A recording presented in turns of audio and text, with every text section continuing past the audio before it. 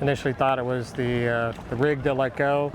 Got all hands up and responded, and subsequently found out we had just catastrophic damage to the rudder area with some water incursion. So that was initially the initial assessment of what happened. Heard a loud bang and I thought we lost the rig. It was kind of like a big boom, metallic sounding, pretty significant loud sound. And then of course we got the call for all hands on deck. And I never actually made it on deck because by then our on-watch people had realized we lost steering, so they opened up the rudder compartment and noticed all the damage back there. It was just total structural damage back where the rudder is. The process was, I realized what was happening, got the crew organized, we hove to, got the boat stabilized, and then I pulled out.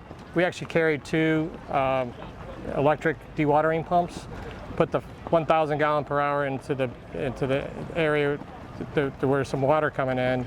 That was clearly not going to keep up, so we pulled out the other 3,000 gallon one. So within probably 20 minutes, we were pumping the water off, but the water level continued to rise. And in the crux of that was, Mary's, when I was processing in my brain what was happening, we had a dialogue. She goes, "This is a pond." I said, "No, this is a mayday." And then she just, in parallel efforts, she worked communications, I worked kind of communicating with the crew on priorities. And then finally a decision occurred probably at, I don't know, half hour into the whole event. I fully recognized the next phase was preparing to... The damage was so significant, we knew, and just, it's nothing you could plug, it's nothing you could use a collision mat on. It was just so significant, there's no way we could repair it. And it's the middle of the night, we're in the Gulf Stream, max current Gulf Stream, a decent sea state, and we just determined because of the type of damage, fiberglass everywhere, there's no way to repair it. Obviously it's just based on the symptoms, it appears that, and based on the fact that we had the people on watch felt 2 impacts, feel that it was something like a submerged container that kind of bounced off the keel and then went up and just slammed the rudder, and catastrophic damage. There's no way we could repair it. So I immediately got on the phone and issued a mayday, and DSC call, which sends out the emergency signal. So I called out mayday, said that we were taking on water, told the boat, call sign, the lat long location. I forget whether we'd fired the EPIRB off before or after that, but I'm on the phone pretty immediately. We called a mayday before the final decision was made, because you could always rescind a mayday, but we felt it was that significant that we just wanted to get that out there. So immediately, Ceilidh was the closest boat in the area and responded. So we held comms with them, and they're like, "We can be there in a half an hour." They told us the distance. Yeah, we were about almost halfway into the race, had just entered the Gulf Stream, which makes it a little bit tricky because you get the current against the wind, and there was plenty of wind. So it was very choppy, and we got a distress call on our radio. Looked on, every boat's able to see where other boats are in the fleet, realized we were the closest boat. We immediately altered course. We had to beat upwind to get to them.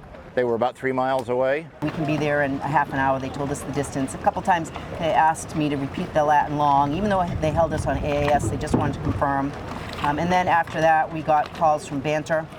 Same thing, where are you? We'll come. And then Rocket Science, but at that point, I didn't have clear comms with Rocket Science, and I told them that we already had Banter and Ceilidh coming, so if we needed additional support, we'd give them a call back. So I did that, and then I got on the phone, used my satellite phone, which is just an Iridium Go, but used the satellite phone to call urgent Bermuda race ops, and Joe Cooper answered, and Joe knows us well, and so I started telling him, and Joe's like, "Alliance, is this Mary and Eric's Alliance?" I'm like, "Yeah, Joe, this is Mary." So yeah, Coop he said he'd relay everything to the Coast Guard. So yeah, and then we knew that we had continuing comms with both Ceilidh and Banter. We knew they were on their way.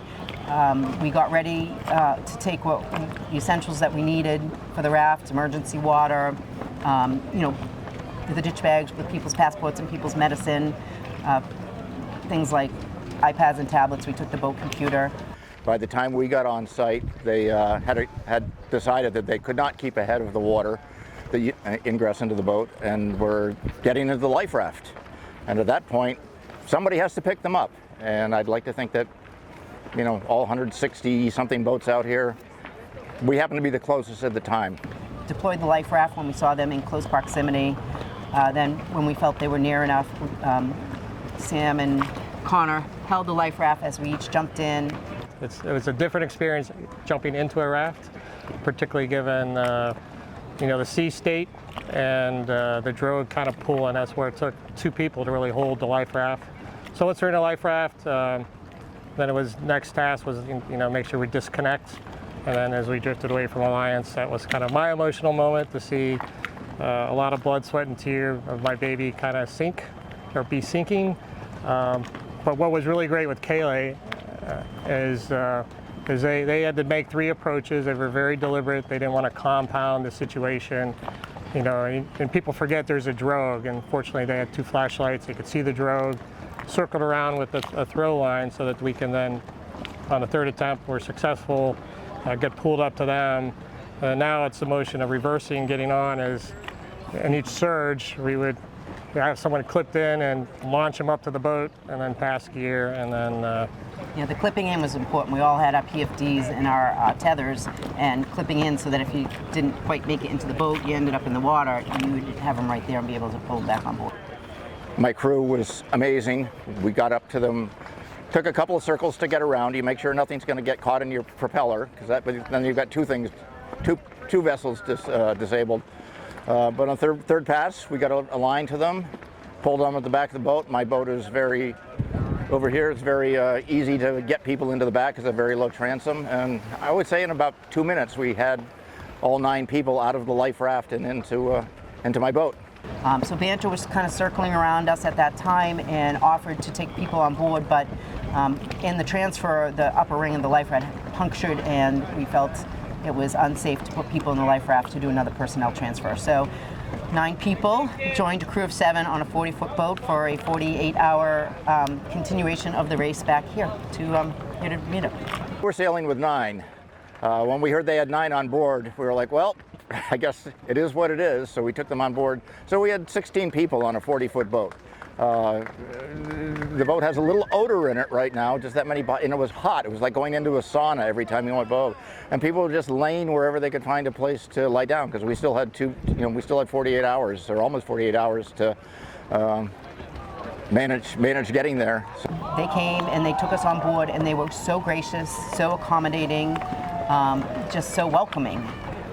We typically over provision, so we had a lot, and it was rough, and people do not eat as much when it's rough. So we've almost got enough food to get home again. It's a lot to have 16 people on a 40-foot boat, but you know, we tried to stay out of their way. They wanted to finish the race, which means we couldn't help them sail. We just kind of had to stay out of the way. You know, we could do dishes and stuff like that, but just stay out of the way and, you know, make sure that they had the bunks to get the rest that they need, because it was a trying race. I mean, we had some pretty good conditions the whole race. They offered to help, but we're applying for redress, which means the race committee will allow you an allowance in time. We haven't heard what that's going to be yet. To me, it really doesn't matter. You know, we got 9 people out of the ocean. I'm a retired Navy officer, submarines on all my career. Retired about 8 years ago. I'll just note, my goal in life was not to submerge again. I get in a life raft, I guess I technically did not. But it was just, what's interesting is nobody panicked. I think part of that is part of our program was all about setting a solid foundation of safety and communications. We did monthly Zooms to talk about different topics. So to me, initially, it was like the first 5 minutes of my brain rolling, like, what's the situation, what needs to be done, and then give direction. You know, so Mary had all the comms, gave her the information she needed, I provided direction, and so that was very helpful from that.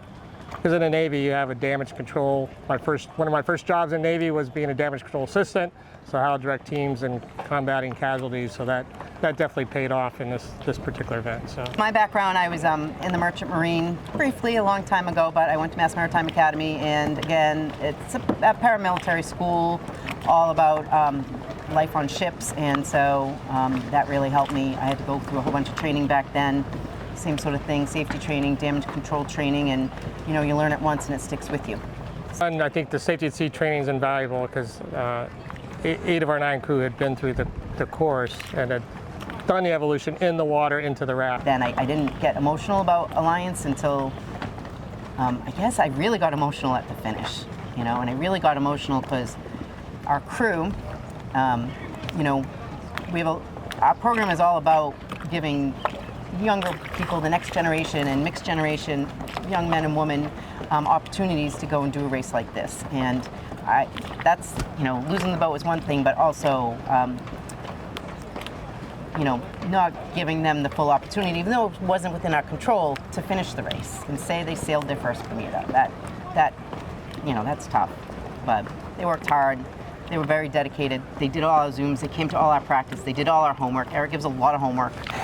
He sends out a lot of videos, safety at sea training videos, incident reports, what have you. He gives quizzes, SIs come out, he quizzes people after on it. So, they were so well prepared and so hyped up for this, and I feel bad that, the opportunity was lost. You have to deal with what you're given. I kind of call this whole thing is be prepared for the unexpected. And our workup plan, just was just totally confident in the crew, and I recognize that we provide a very clear command and control. Mary is the navigator, I'm the person in charge. So without hesitation, it's when you say prepare to abandon a ship, that's a pretty significant, but I'm proud of the crew and how it all ended up, right? It was with us here on the dock.